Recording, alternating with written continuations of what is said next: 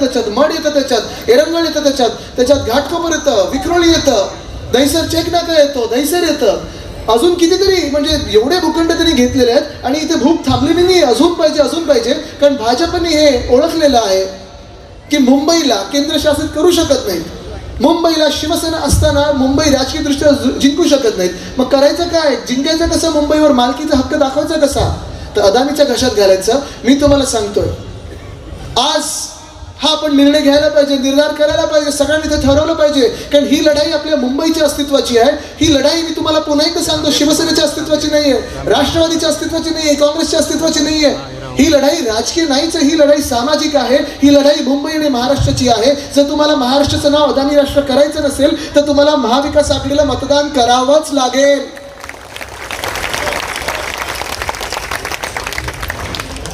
कारण आपण निर्णय घेतलेला आहे की ज्या दिवशी आपलं सरकार बनेल म्हणजे 23 तारखेला संध्याकाळी 5 वाजता आपलं सरकार बनणार आणि आपलं सरकार बनल्यानंतर पहिली होळी आपण त्या अदानीच्या पूर्ण टेंडरची करू, ती सगळी प्रक्रिया रद्द करू. धारावीकरांना घरं द्यायचे ना ते आपण तिथेच देऊ.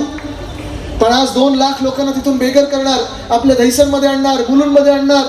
धारावीकर पण आपलेच आहेत.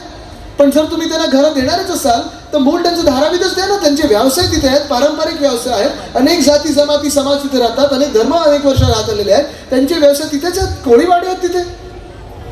पण जसं आज मी तुम्हाला सांगतोय की हे धारावीचं जे भूत आपल्या डोक्यावर बसवलेलं आहे, धारावी पुनर्विकासाचं अदानीचं भूत आपल्या डोक्यावर बसवलेलं आहे, तसं भाजपाने अजून एक मोठं भूत आपल्या डोक्यावर बसवण्याचा प्रयत्न करत आहेत.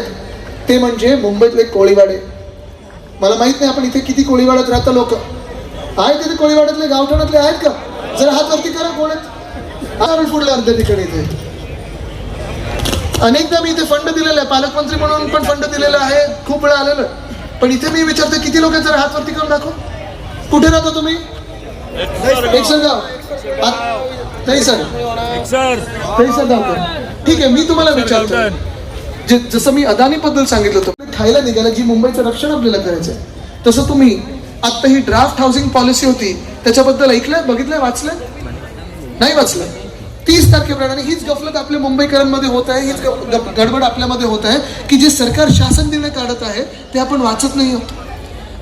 मागून म्हणजे आपल्याला काय वाटतं विनोदजी की कधीतरी हे सरकार आपलं टोल माफ आहे की आपल्याला वाटतं हा दिलासा, 40 रुपये मला भरायचे नाहीत, 45 रुपये मला भरायचे नाहीत, टोल माफी झालं, सुटला विषय.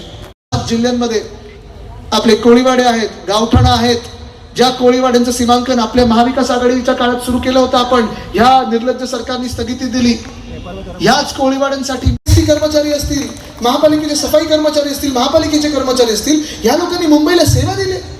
जो कोविडचा काळ आपण नेहमी विचार करतो की कसा काळ होता, जागतिक महामारी होती आणि त्या जागतिक महामारीच्या काळात उद्धव साहेबांनी जे रक्षण केलं, आपलं सगळ्यांचं संरक्षण केलं. उद्धव साहेबांच्या सोबत डॉक्टर होते, नर्सेस होते, रेसिडेंट डॉक्टर्स होते, आरोग्य सेविका वर्कर्स होत्या, अंगणवाडी वर्कर्स होत्या, हे सगळे महापालिकेचे कर्मचारी होते, पोलीस वर्कर्स होते, सगळे होते. आणि मुंबईचं कौतुक जे WHO केलं ते ह्या मुंबईमुळे केलं, ह्या महाराष्ट्राच्या मातीमुळे केलं. एक मुंबईकर BST वर चढतात, कुठूनही कुठे जातात. सर्वात परवडणारा हे प्रवास हा BSTचा असतो. 5 रुपयात कुठून कुठे जातात. आपलं सरकार असताना आपलं स्वप्न होतं आणि ते मी पूर्ण करून दाखवणार की मुंबईमध्ये 10,000 इलेक्ट्रिक बसेस कमीत कमी आपल्याला इथे धावायच्या आहेतच. 900 डबल डेकर बसेस आणायचे. कारण जगातली सर्वात परवडणारी सेवा ही BST आहे. पण हळूहळू गेल्या 2 वर्षामध्ये BSTचे जे कर्मचारी आहेत त्यांचे पेन्शन बंद केले, ग्रॅच्युटी बंद केली. BSTला जे जाणारे पैसे आहेत ते MMRDला द्यायला लागले, स्वतः खायला लागले, स्वतःच्या कॉन्ट्रॅक्टर्सना द्यायला लागले. पण BST बंद करायला लागले. तर का? तर BST बंद केलेली. BST प्रत्येक दिवशी 33 ते 35 लाख लोकांना घेऊन फिरते. ही आपली BST बस आहे. ती जर बंद केली तर मुंबईतला जो कष्टकरी माणूस आहे, मेहनत घेणारा माणूस आहे, घाम घालणारा माणूस आहे, हा जाणार कसा कामावर? एकदा काम बंद झालं, बेरोजगार हा पण झाला की मुंबई सोडून आपला मराठी माणूस जाणार, मुंबईकर बाहेर जाणार. आणि मग दुर्दैवानी ही मुंबई होणार कोणाची? अदानी. बस पण बंद केली. हेच तर मी सांगतोय. आता किती 2000 वर आल्यात, 2000 वर आल्यात. आणि ऐन दिवाळीच्या वेळी म्हणजे आपल्याला हे हिंदुत्व शिकवतात हेच भाजपवाले.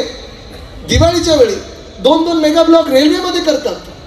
इथेच या मुंबईमध्ये बसेस कमी करतात. आज पाहतो मी गच्चडी मोठ्या लाईन लागलेल्या आहेत बसवर चढायला आणि बस बंद केल्यात. पण हे आपल्याला बाहेरून येऊन उत्तर प्रदेशचे मुख्यमंत्री मॉडेल शिकवतात विकासाचं, गुजरातचे मुख्यमंत्री मॉडेल शिकवतात विकासाचं. मी आज त्यांना सांगतोय योगी साहेब जरा बघा स्वतःच्या राज्यामध्ये. आज 10 लहान मुलं गेलेली तुमच्या राज्यामध्ये. राजकारण करायचं नाहीये पण तिथे लक्ष द्या. तुम्ही जास्ती राजकारण करताय. राज्य चालवते कोण? तुमच्याच राज्यामध्ये कोविडच्या काळी गंगे जशी शव वाहत होती तसं ह्या महाराष्ट्रात आम्ही करू दिलं नाही. आम्हाला येऊन विकास शिकू नका, महाराष्ट्राला हिंदुत्व शिकू नका. ऑक्सिजनसाठी लोक त्रस्त होती, हैराण होती, मरत होती. तसं महाराष्ट्रात आम्ही करू दिलं नाही. कुठची जात असो, कुठची धर्म असो, कुठची भाषा असो, आम्ही ह्या मुंबईकरांसाठी महाराष्ट्राचं संरक्षण केलं, सेवा दिली. तुम्ही आम्हाला विकासाचं आणि हिंदुत्वाचं शिकू नका. पण पुढच्या 5 दिवसामध्ये सगळीकडे हे फिरायला लागतील. भाजपवाले हुशार आहेत, कारण त्यांना कोळीवाडा खायचा, संपवायचा आहे. त्यांना मुंबई घालायची अदाची कशात? मुंबईची BST संपवायची आहे, मुंबई लुटायची आहे. हे भाजपचं एकच चालतं, लुटायचंच असतं. पण हे येतील, इथे पण कदाचित सभा घेतील आणि भाजपवाले येतील आणि सभा घेतल्यानंतर सुरू करतात काय? कटेंगे तो बटेंगे, एक है तो सेफ है. हे ते कटेंगे बटेंगे चटेंगे लुटेंगे तेवढंच चालतं त्यांचं. म्हणजे गली बॉय मध्ये भाजपवाला टाकलं की रॅप चांगला होईल. पुढे त्यांना काही भूमिका नसतेच. हरायला आलं की सुरू करतात, हिंदू मुस्लिम बोलतात, मग जाती जातीमध्ये हिंदूंमध्ये वाद निर्माण करतात. काही नसेल तर इंडिया पाकिस्तान बोलून टाकतात, काही नसेल तर बांगलादेशवर बोलून टाकतात. हो भाजपवाल्यांनो, तुम्ही आमच्या मुंबईत येत आहे, तुम्ही आमच्या महाराष्ट्रात येत आहे. केंद्र सरकार बहुमताचं तुमच्याकडे आहे. 10 वर्षाचं तुमचं केंद्र सरकार असेल आणि त्या बहुमताच्या केंद्र सरकारमध्ये जर आज तुम्ही बोलताय की हिंदू खतरेमध्ये आहे तर भाजप नसलेली बरी. बरोबर आहे ना? आज भाजपने हा विचार केला पाहिजे की कटेंगे ना बटेंगे ह्याच्या पुढे काय तुम्ही ह्या देशाला दिलं. या 10 वर्षामध्ये तुम्ही नोटबंदी केली, तुम्ही अनेक गोष्टी केल्या, GST सारख्या काही योजना आणल्यात आणि महाराष्ट्र लुटायचं काम केलं. GSTचा परतावा अजून येत नाही. दुकानदार त्रस्त आहेत, दुकानदार हैराण आहेत. आता ईडी तुमच्या दुकानदारावर लावून ठेवलेली आहे, PMLA GST मध्ये आणलेलं आहे. हे सगळं केल्यानंतर तुम्ही 10 वर्षानंतर पण बहुमताचं सरकार असल्यानंतर पण नेहरूंनी काय चूक केली, गांधींनी काय चूक केली? कटेंगे तो बटेंगे, एक रहेंगे तो सेफ रहेंगे. मी तुम्हाला आज सांगतोय, हे जे दोन्ही वाक्य आहेत ना, कटेंगे तो बटेंगे आणि एक रहेंगे तो सेफ रहेंगे, दोघांशी मी सहमत आहे. मी तुम्हाला सांगतो, जर आपण बटेंगे तो कटेंगे झालो, आपण वाटलो गेलो, आपण विखुरले गेलो तर भाजप आपला खिसा कापेल. कापू द्यायचा? बटेंगे तो कटेंगे. आणि तुम्हाला अजून एक सांगतो, एक रहेंगे तो सेफ रहेंगे. म्हणजे आपण सगळे एक राहिलो, सगळे धर्म, सगळे जाती, सगळे समाज इथे सर एक राहिलो तर भाजप से 2 हात सेफ रहेंगे, 2 हात दूर सेफ रहेंगे. हा त्याचा अर्थ. पण ह्या महाराष्ट्रामध्ये ह्याच भाजपवाल्यांनी आपल्याला 2 महिन्यापूर्वी सांगितलं होतं की बांगलादेशमध्ये हिंदूंवर अत्याचार होता. सांगितलं होतं ना? सांगितलं होतं ना?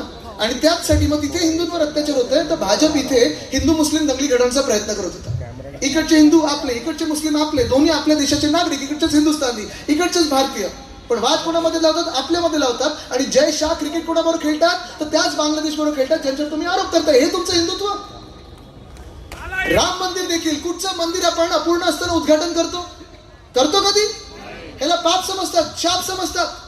पण अयोध्या देखील त्यांनी स्वतःच्या स्वार्थासाठी निवडणुकींच्या पूर्वी उद्घाटन करून घेतलं. आज आपण पहा, प्रभू श्री राम जिथे जिथे गेले होते या देशामध्ये तिथून भाजप गायब झालेली आहे, हरली. हेच नकली हिंदुत्व. आपल्या मंदिरांच्या जमिनी खायला पाहतात, कॉरिडॉरच्या नावात मंदिरांची जमिनी खायला पाहतात. मुंबादेवीचं मंदिर असेल, पंढरपूरचं असेल, जे कुठचं असेल, कॉरिडॉर बनवायचं, आजूबाजूच्या लोकांना सगळ्यांना दुसरीकडे देऊन टाकायचा, प्रकल्प कसं करायचं आणि मग स्वतः आजूबाजूच्या जमिनी आहेत त्या खायच्या. लोधा नावाचे एक ग्रस्त आहेत, ऐकलं तुम्ही?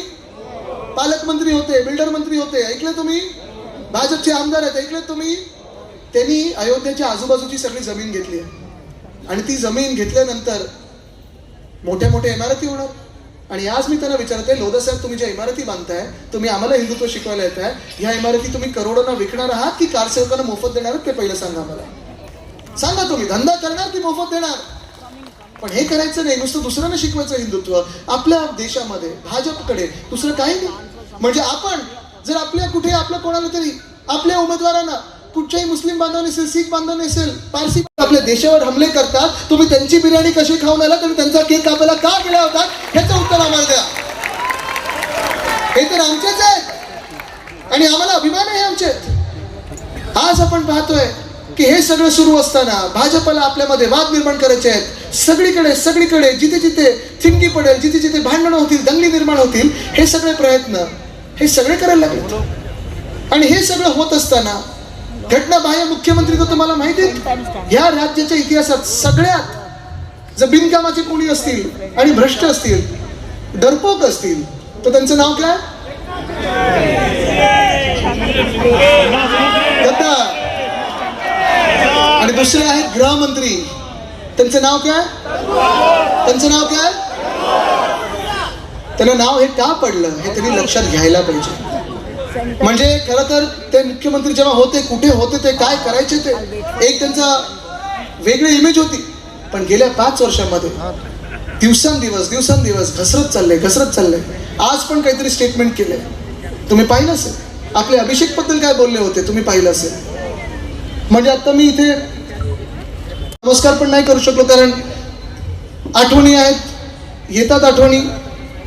त्यावेळी देखील मी आलेलो, पण अनेकदा आम्ही कामांच्या वेळी एकत्र आलो. यांनी जो पेट पार्क केला होता त्याची आठवण आहे. आणि हेच जेव्हा आपण पाहतो तेव्हा हे आपल्याला सांगतात की महाराष्ट्रात आम्ही अमुक केलं तमुक केलं. पण गेल्या 2 वर्षामध्ये कायदा सुव्यवस्थेची परिस्थिती, जर आपले राजकीय नेते, जर आपले नगरसेवक हे सुरक्षित नसतील, आपली लोक सामान्य नागरिक, हा जर नगरसेवक नसता तरी सामान्य नागरिक हा सुरक्षित असायला पाहिजे की नाही. पोलिसांवर हमले होत आहेत, APR हमले होत आहेत, वारकऱ्यांवर लाठीचार्ज होत आहेत, जरांगे पाटील साहेबांवर लाठीचार्ज होत आहेत. हे कोण करते नक्की? गृहमंत्री या राज्यात आहे की नाही हे कळतच नाहीये. आणि मग हे सगळं होत असताना कुठेतरी एक फसवी योजना आणतात. ते फसवी योजनेचं नाव काय होतं? लाडकी बहीण. मी आज इथे खास करून या सगळ्या महिला आल्यात, तुम्ही आशीर्वाद द्यायला आलेल्या आहेत, घोसाळकर साहेबांचा प्रचार करणार आहात, मतदान करण्यात मला माहिती आहे. पण तुम्ही लक्षात घेतलं पाहिजे, हे जे 1500 रुपये आहेत हे खरोखर आपल्याला परवडणारे आहेत का? आपण परवडणारे म्हणजे आत्ताच्या महागाईच्या जमान्यात पुरेसे होणार आहेत का? 1500 रुपये पुरेसे आहेत का? खरं तर भाजप हे एवढं खोटं बोलणारा पक्ष आहे. तुम्हाला जादूगार कसं दाखवतो. 15 लाख. आता डोळे बंद करा, उघडा, आणि आता 2024 मध्ये किती देत आहेत? 1500. हे 1500 तुम्हाला पुरेसे आहेत का? सरकार आलं तर पुन्हा एकदा यांचं हे 150 रुपये देखील देण्याला काही पुढे मागे बघणार नाही, लाज वाटत नाही. उद्धव साहेबांनी ठरवलेलं आहे की 1500 आपल्याला पुरेसे नाही आहेत. ह्या महाराष्ट्रात प्रत्येक महिलेला आपण 3000 रुपये प्रति महिना देणार आहोत, दुप्पट. 6 गॅस सिलेंडर आपण मोफत देणार आहोत वर्षाला. BST आणि STचा पास मोफत देणार आहोत. महिला पोलिसांची संख्या वाढवणार आहोत, पोलीस भरती महिलांमध्ये करणार आहोत, आणि प्रत्येक जिल्ह्यामध्ये आपण महिला पोलीस स्टेशन, प्रत्येक तालुक्यात आपण वाढवणार आहोत. हे महिलांसाठी करतो. जे तरुण आहेत, बेरोजगार आहेत, त्या बेरोजगार तरुणांना आपण 4000 रुपये प्रति महिना देणार आहोत जॉब लागेपर्यंत. आपल्या सर्वांना आरोग्य सेवेत कॅशलेस ट्रीटमेंट 25 लाखापर्यंत देणार आहोत. शेतकरी बांधवांसाठी तर आहेच, पण आज आपण पाहतोय अनेक जाती, अनेक धर्म असेल, अनेक समाज असेल ज्यांना आरक्षणाची गरज आहे. आणि त्यांच्यासाठी मी सांगतोय, न्याय हक्कांसाठी तुम्ही लढताय, मला माहिती आहे. मराठा समाज असेल, धनगर समाज असेल, अनेक समाज असेल ज्यांना वाटतंय की आमचे न्याय हक्क पूर्ण झाले पाहिजेत. त्यांच्यासाठी मी सांगतोय, आपली इंडिया आघाडी आपल्या सरकारानंतर जातनिहाय जनगणना करणार आहे आणि 50% जी लिमिट आहे ती तोडणार आहे. प्रत्येकाला न्याय मिळेल या राज्यामध्ये. समोरता या महाराष्ट्रामध्ये पसरवलेला आहे तो आपल्याला दूर करावाच लागेल. जो अंधार आपल्याला डोळ्यासमोर दिसत आहे, या संविधानाला बाजूला ठेवून भाजपने आपल्या राज्यात आणलेला आहे. महामानव डॉक्टर बाबासाहेब आंबेडकरांचा अपमान करून या महाराष्ट्रात भाजपने जो अंधार आणलेला आहे तो आपल्याला दूर करायलाच लागेल. आणि तो अंधार जर दूर करायचा असेल तर त्याला एक आणि एकच उत्तर आहे. ऐकून नाही आलं काय उत्तर आहे? उत्तर काय? 20 तारखेला जेव्हा तुम्ही मतदानाला जाणार, परिवर्तन आणणार, तेव्हा आपली निशाणी कुठची असणार? आपली निशाणी कुठची असणार? दहिसरमध्ये निशाणी कुठची असणार? बोरिवलीमध्ये निशाणी कुठची असणार? मुंबईत निशाणी कुठची असणार? महाराष्ट्रात निशाणी कुठची असणार? परिवर्तनाची निशाणी कुठची असणार? महाराष्ट्रात निशाणी कुठची असणार? उद्धव साहेबांची निशाणी कुठची असणार? महाराष्ट्रात निशाणी कुठची असणार? तुमची आमची निशाणी कुठची? परिवर्तनाची निशाणी कुठची? विजयाची निशाणी कुठची? मशाल मशाल मशाल मशालीवर मतदान करा आणि या महाराष्ट्रातला अंधार दूर करा. धन्यवाद. जय हिंद, जय महाराष्ट्र, वंदे मातरम. आणि चिन्ह संजयजींना मध्ये मध्ये मी आता पुकारत होतो, पण तिथे देखील मशालच आहे.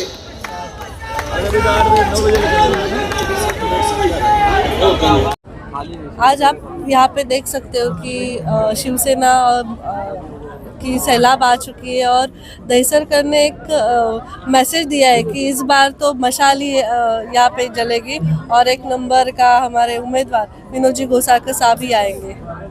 लड़की बहन योजना के बारे में यहाँ पे बात की गई है। यहाँ पे काफ़ी सारे लोग हैं, उन्हें 3,000 देने का वादा किया गया है। क्या कहना चाहेंगे? ये वादा नहीं है, ये हम लोग करके दिखाएंगे। हम लोगों की सरकार आएगी तब हम लोग करके दिखाएंगे कि 1,500 नहीं, हम लोग 3,000 देंगे, क्योंकि यहाँ पे महंगाई बढ़ गई है और इसके लिए हम लोग 3,000 करेंगे। अभी भाजपा के पास सिर्फ एक मुद्दे है, लाडकी बहना। हाँ, और इसके लिए तो उनके लिए उन्होंने कुछ काम नहीं किया 10 साल। आप लोगों ने देखा होगा कि मैंने हर एक स्पीच में बोला है कि 10 साल एक नगर सेवक इतना काम कर सकता है, तो 10 साल में अपनी आमदार क्या क्या कर सकती थी, पर उन्होंने कुछ नहीं किया। सिर्फ अभी लाड़की बहन ही कर रहे हैं। यहाँ की उम्मीदवार, भारतीय जनता पार्टी की उम्मीदवार मनीषा ताई चौधरी के ऊपर बहुत बड़ा भ्रष्टाचार का आरोप आज लगा है। अब तक उन्होंने 5 सालों में जो काम किया है उसका 70% काम का पैसा वो खा गई है, इस तरह का आरोप उनके ऊपर लगाया गया है। क्या कहें? इसके बारे में मुझे नहीं पता है और इसके बारे में नहीं बोलूँगी, क्योंकि हमारे नेते हैं, हमारे वरिष्ठ पक्ष नेते हैं, सब बोलेंगे। धन्यवाद। आज तरुण पिढीमध्ये या देशामध्ये आदरणीय आमचे युवासेना प्रमुख आदित्य ठाकरे यांचे क्रेज आहे। तरुणांना कुठेतरी वाटतंय की आम्हाला ह्या नेत्यांकडून आम्हाला येणाऱ्या काळामध्ये चांगला नेता किंवा जी त्यांची इच्छा आहे, जनतेची इच्छा आहे, अभ्यासू नेता, असं त्याच्याकडे बघण्याचं तरुणांचं सुद्धा हे आहे। त्याच्यामुळे मला वाटतं आज तरुणीचं मोठ्या प्रमाणात उपस्थित होते। हिंदुत्वाचा मुद्दा देखील सांगण्यात आलेला आहे, तो बटेंगे तो कटेंगे असा देखील समोरच्या सांगण्यात येत आहे भाजपकडून। मात्र आज आदित्य ठाकरे यांनी सांगितलेलं आहे की बटेंगे तो कटेंगे हा याच्यात वेगळा मुद्दा देखील। राज्य कुणाचं आहे? राज्य कुणाचं आहे? त्यांचंच आहे ना। मग त्यांच्या राज्यात त्यांना भीती वाटते, तर मग ते राज्यकर्ते हे घाबरणारे राज्यकर्ते आहेत का त्यांना ह्याच्यामध्ये जातीमध्ये तेढ निर्माण करण्यासाठी हे त्यांचं वक्तव्य आहे का? कशासाठी वक्तव्य मला कळलं नाही। असं बोलून हिंदुत्वाची मतं मिळणार नाही त्याचा मला विश्वास आहे। देवेंद्र फडणवीस यांची सुद्धा सभा झाली। लाडकी बहीण योजनामध्ये हे जे आम्ही आणलेलं आहे त्यामध्ये आम्ही सख्खे भाऊ म्हणून आहेत, तर उभाटाचे जे नेते आहेत हे सावत्र भाऊ म्हणून आहेत, त्यांच्याकडे लक्ष देऊ नका असं देखील सांगण्यात येते। आम्ही सावत्र भाऊ? अच्छा, कुठला मला विचारायला लागेल देवेंद्रजींना, कुठल्या अर्थाने तुम्ही बोललात? ही शासनाची योजना आहे, ही देवेंद्रच्या वडिलांच्या प्रॉपर्टीमधून 1500 दुपारची योजना नाही आहे। त्यामुळे देवेंद्रच्या बापाचे आम्ही नातेवाईक नाहीत, त्यामुळे आम्ही त्यांचे सावत भाऊ नाही। अरे बाबा, निवडणुकी के बाद नेताओं, पार्टी का वचननामा, पार्टी का हम चुन के आने के बारे में क्या दिशा रहेगी, उसके लिए सब पार्टियां मीटिंग लेती। वैसे आज महाविकास आघाड़ी की ओर से आदित्य जी ने दहिसर में आज विधानसभा में एक जाहिर सभा ली। आदित्य जी ने कई मुद्दों पे पोल खोल किया है महायुति का, उस पर आपका क्या कहना है? बराबर है ना, जो धारावी का सवाल है। अभी आपको पता है धारावी को कितना एफएसआई दिया है? 400। सर, अरे हम लोगों को एफएसआई देने के लिए उनको ये नहीं है। और धारावी के लोगों को हमारा कहना है कि वहाँ ही उनको जो घर देना चाहिए, उद्योग है वहाँ। धारावी एसआरए करने के पैसे उसका पहला उसने स्टडी करना चाहिए, कितना उद्योग धंधे है उधर। कुंभार भी है, चर्मकार भी है, उनके धंधे है। केवल एसआरए क्या है, वो झोपड़पट्टी नहीं है, ये छोटा उद्योग का ही जगह है, मिनी उद्योग है। तो उद्योग अलग करना चाहिए, झोपड़पट्टी अलग करना चाहिए, और उर्वरित उसमें उतने जो एसआरए में बांधना चाहिए। लेकिन उनको इतना, और दूसरी कंडीशन ऐसी है, अदानी क्या वो ज़मीन पर जो एफएसआई जनरेट होएगा, वो जिसको अगर दहिसर में किसी को एफएसआई चाहिए, डीडीआर चाहिए, तो अदानी से लेने का, ये क्या है? ये कौन सा कानून है? उसके बारे में वो बोलना चाहिए ना कि अदानी का पहला, बाद में दूसरा एफएसआई। ये अदानी को एफएसआई भी हमको कम, हमारी सोसाइटी है, एफएसआई गवर्नमेंट का ये कानून से मिलता है। तो ये क्या के लिए चाहिए आपको? अगर टीडीआर चाहिए तो पहला अदानी से ही लेना, इसमें संशय है। सर, उनका ये आरोप है कि जो स्लम दिया गया है धारावी का, वो डीआरपी को सीधा। मैं माड़ा का चेयरमैन था। ये जो धारावी रीडेवलपमेंट, वो उद्धव साहब ने धारावी रीडेवलपमेंट के लिए, ये भी सीएम थे, तभी उसने काम शुरू किया था। उधर रेलवे की जगह थी, हमने 400 कोटी महाराष्ट्र शासन ने रेलवे को भरा, लेकिन रेलवे ने हमारा सरकार को परमिशन नहीं दिया। हमारा सरकार जाने के बाद देवेंद्र आया तो तुरंत वो परमिशन दिया। देवेंद्र जी ने आरोप लगाया है कि लाडली बहन में उद्धव ठाकरे गुट के जो लोग हैं सौतेले भाई की भूमिका निभा। मैं बताया ना, ये लाड़की योजना में पैसा जो शासन के, महाराष्ट्र शासन के तिजोरी से आता है। हम देवेंद्र के पिताजी, देवेंद्र के कोई भी वारसदार है, उनसे पैसा नहीं आता है, तो हम साउथ भाई कैसे रहेंगे? हम लोग कैसा आप देवेंद्र बोल सकता है? वो सरकार का पैसा है ना, तो सरकार का पैसा लोगों को दिया, इसका मतलब हाँ उनके हिस्से का दिया होगा, देवेंद्र के दिया होगा, अमित शाह का दिया होगा, अगर मोदी साहब का दिया होगा, तो मैं समझता हम सावत्र भाव है। सावत्र भाव की व्याख्या मुझे पसंद नहीं है कि उनके हम वारसदार ही नहीं है। सर एक